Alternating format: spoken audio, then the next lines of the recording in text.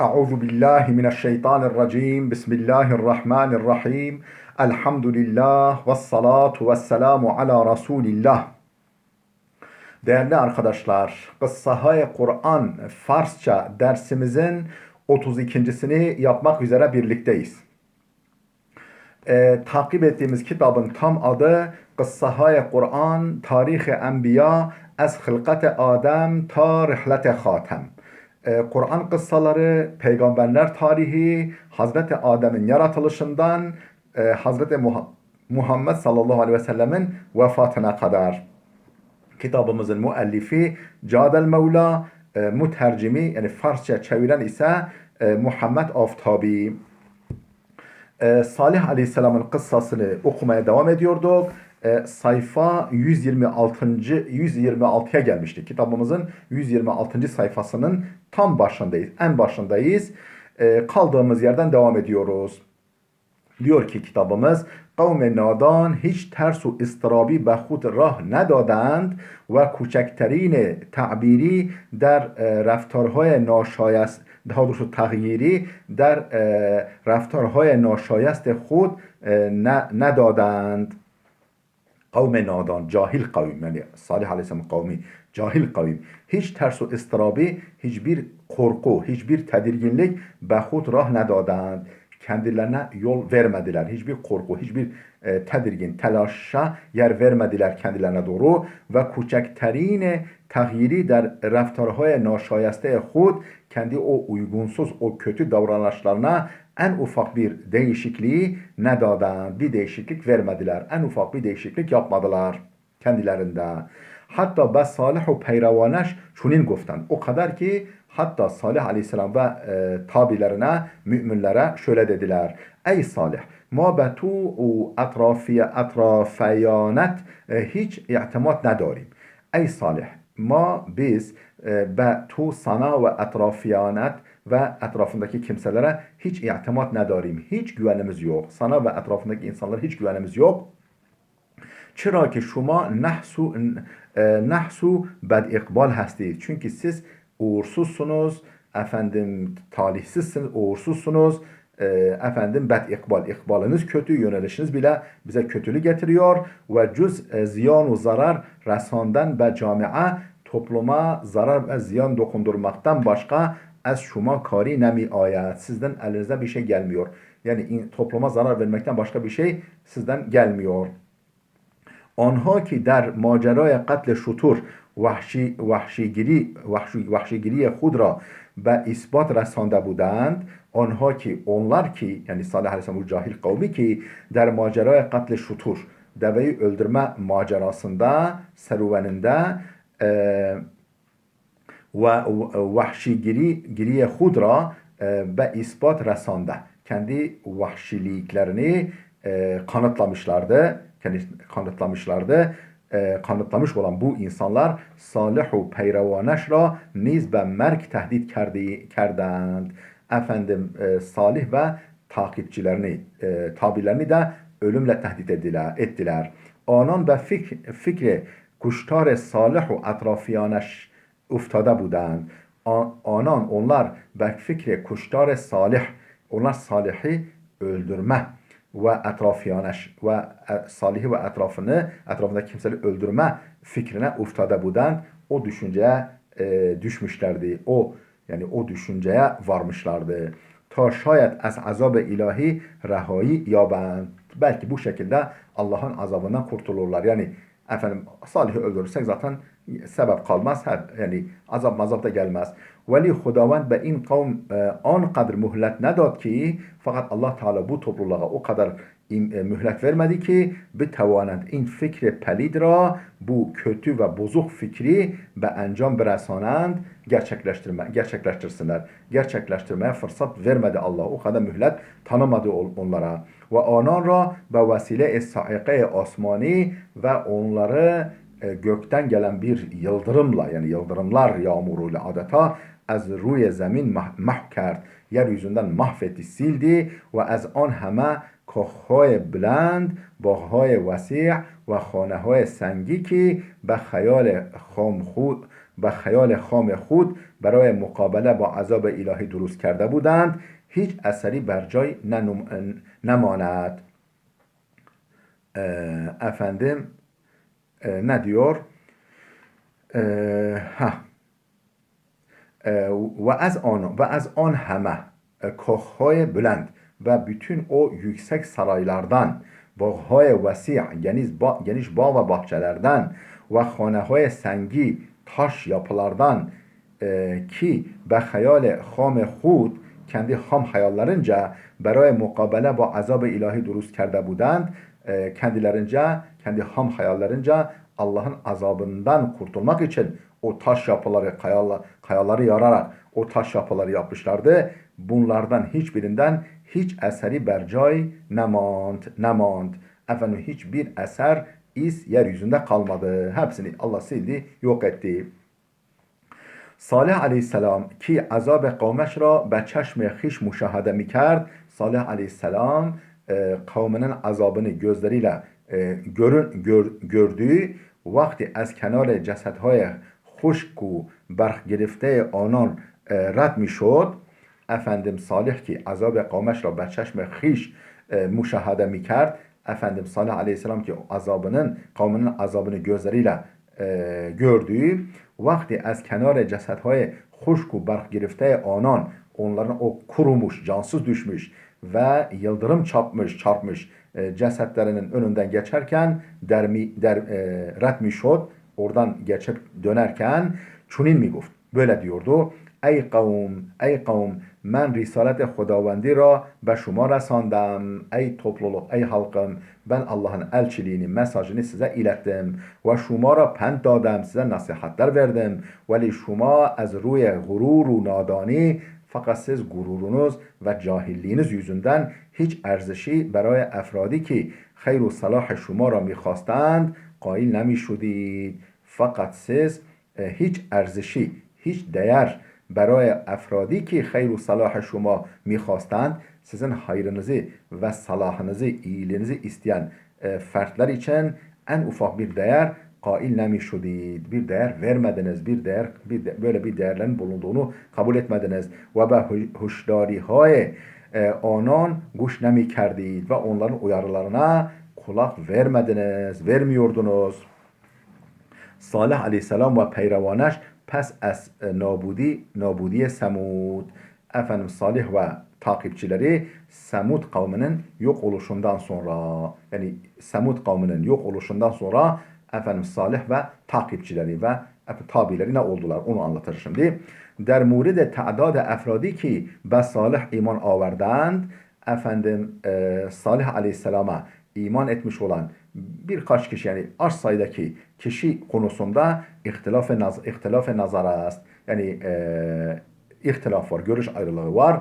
Der berhi onha ra 4000 nefer, kimisi diyor ki bunlar 4000 kişiydiler ve berhi 120 nefer danistand, kimisi diyor ki hayır 120 bin idiler. Yani Salih aleyhisselama tabi olan müminlerin sayısı. Der Mecmu'ul Beyan amade است. Mecmu'ul Beyan tefsirinde, bu Şii tefsirlerden Tabersi'nin tefsiri Mecmu'ul Beyan'da gelmiştir ki Viraneş pes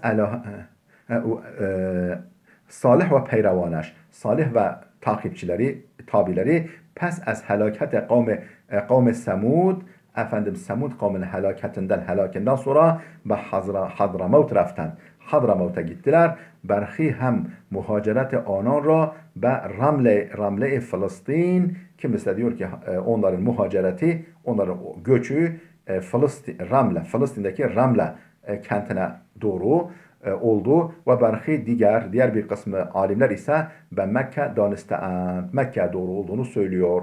Bu şekilde biliyorlar.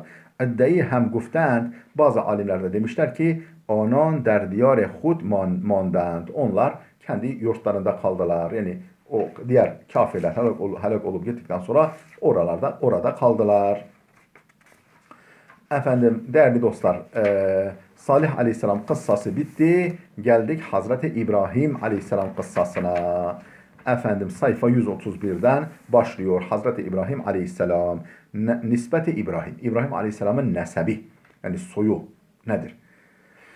bər əsas rivayəti ki Şia və Sünni nəql kerdəyənd, Şiilərin də, Sünnilərin də nəql etdikləri bir takım rivayətlər əsası üzərə, yəni əsas baz alınırsa, pədəran Resul Xuda sallallahu aleyhi ve sellem, Peygamber sallallahu aleyhi ve sellem, Hazreti Muhammed sallallahu aleyhi ve sellemin ataları həməgi muvahhid və xudapərəst budand. Hepsi muvahhid idiler, tevhid ehli idiler ve Allah'ı tanıyorlardı. Yani Sünni rivayetlerde de böyle geçiyor.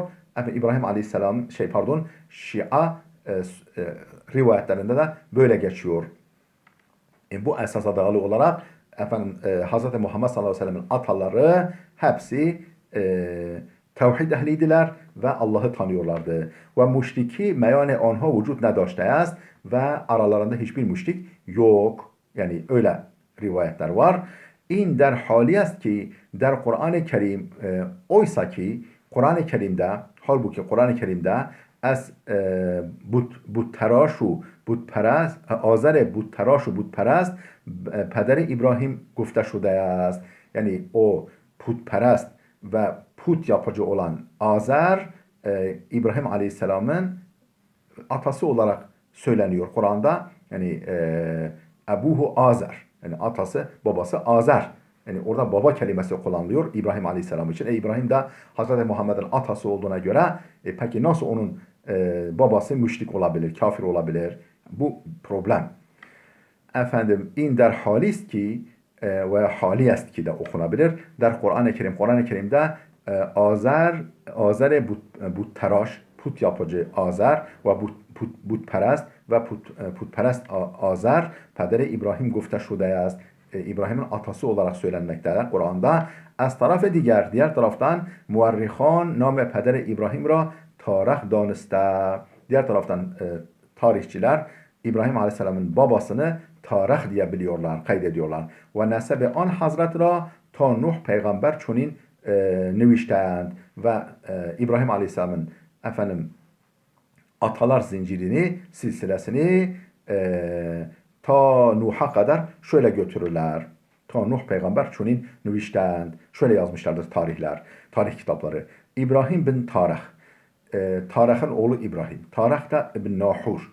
Nahur'un oğlu. Bin Saruc. O da Saruc'un oğlu. Bin Ru'u bin Falic. Ra'u'nun oğlu. O da Falic'in oğlu. Bin Abir bin Şalah bin Erfakşat.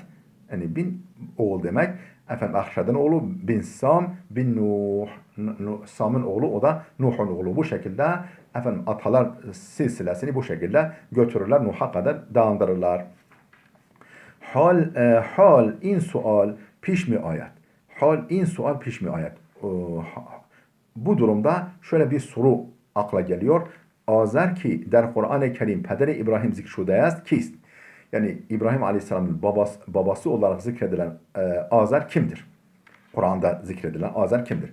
Efrad besyari der sadad pasuh be in pursiş ber amedeyend و گاه دلایلی را نیز ذکر کرده‌اند ki افراد بسیاری çok sayıda alim, çok sayıda kişi در صدد پاسخ به این پرسش bu soruya cevap sadedinde ber'amedeyend. Yani bu soruya cevaba girişmişler. Bu soruya cevap vermeye el atmışlar. Ve gah delayili ra niz zikr kerdeyend. Ve bazen de bir takım deliller zikretmişler ki kumeki به حل پرسش yad şuda nemi kunad. Yani zikredilebilecek kayda değer bir cevap, bu soruya kayda değer bir cevap getirememektedir. Yani o getirdikleri deliller ki kumeki behalle پرسش yad şuda nemi kunad. Behalle pursiş yad şuda nemi kunad. Yani bu problemi çözme konusunda hatırı sayılır bir yardımda bulunamıyor bu getirdikleri deliller.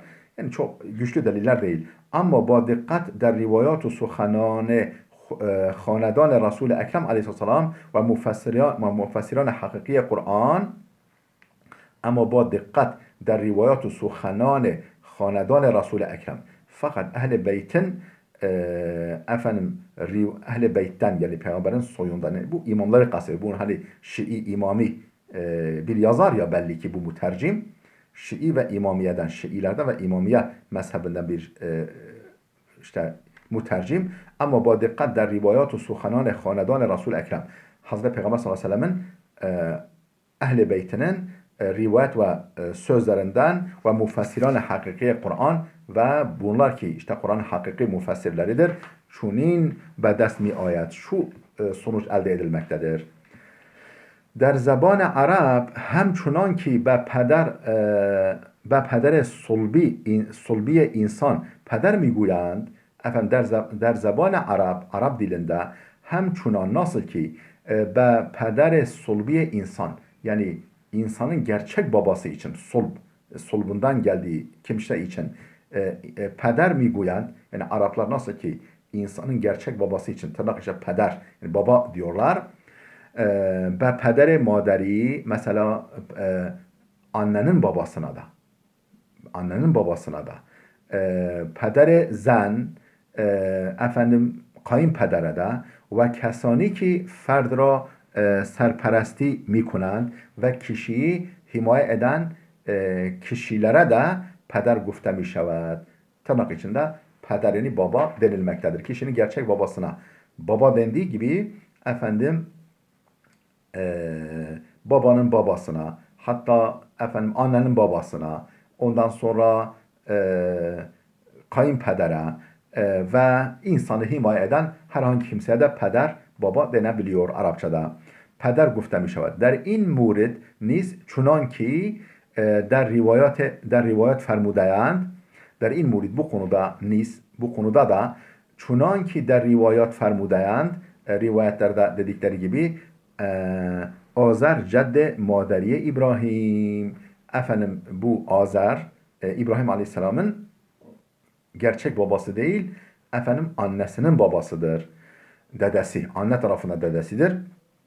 Ya amuye an Hazret budayest yahut da İbrahim o Hazretin, yani Hazreti İbrahim'in amcasıdır. Ve çun tarih der zaman kudeki İbrahim az dünya rafte bud ve çun tarih der zaman kudeki İbrahim tarih yani İbrahim Aleyhisselam'ın gerçek babası tarihçilerin kaydettiği tarih o şahıs yani İbrahim Aleyhisselam gerçek babası ve çun tarih der zaman kudeki İbrahim Aleyhisselam küçüklüğünde gerçek babası olan tarih az dünya rafte bud dünyadan göçmüştü, ölmüştü. Azer serperesti on buzurguvar ra به عهده داشته است. Azer serperesti yani himaya. O muhterem zaten, o buzurguvar, o yüce zat İbrahim Aleyhisselam'ın himayesini ve uhde daşte است.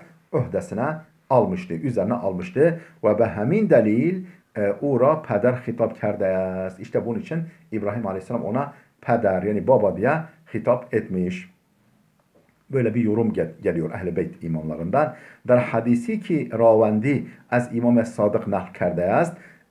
Ravendi'nin İmam-ı Sadık'tan, Cafer-i Sadık. Bu da yine Şii Ehl-i Beyt imamlarından İmam Cafer-i Sadık'tan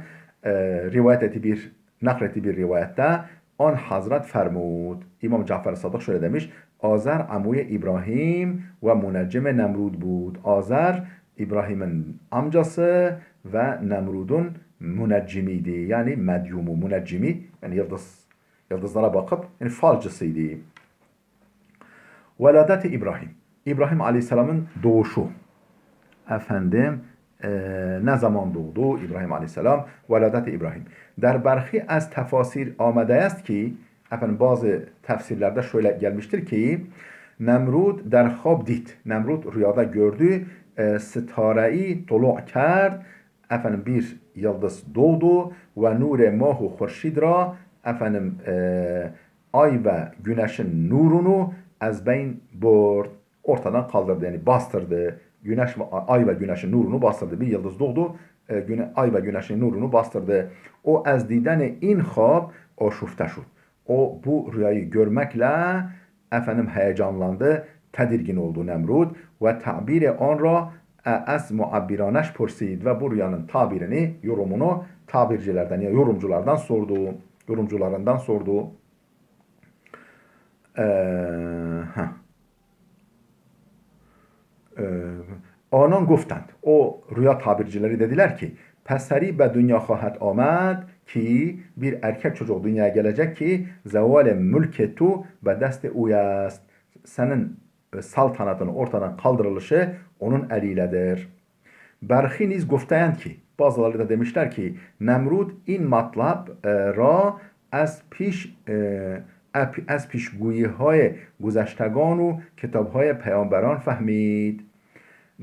Bazıları da ve berhi nis bazıları da گفتند ki şöyle demişler. Nemrud in matlab Nemrud bu konuyu yani efendim saltanatı ortadan bir erkek tarafından ortadan kaldırılacağı konusunu az bişguyi hay güzeştegan efendim geçmişlerin kehanetlerinden geçmiş insanların kehanetlerinden ve kitaphay peygamberan ve önceki peygamberlerin kitaplarından anlamış, böyle bir sonuç çıkarmış Nemrud.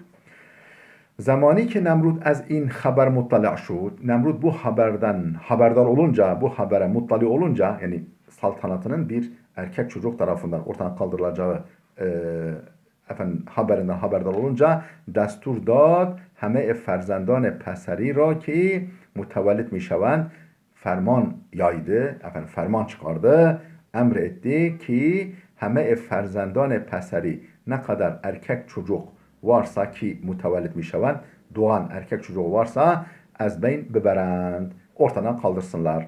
Ama be hast Xuda fakat Allah'ın dileğiyle in sahtgiri ha کارساز نیافتد و İbrahim متولد شد. این سختگیری ها bu efendim sıkı tedbir bu sıkı tedbirler karsaz ne yaptı? Kar etmedi ve İbrahim mutevellit şud ve İbrahim doğdu. Değerli dostlar, videomuz oldukça uzadı. Burada dursun. Gelecek dersimizde inşallah sayfa 133'ten kaldığımız yerden devam edeceğiz. Allah'a emanet olun.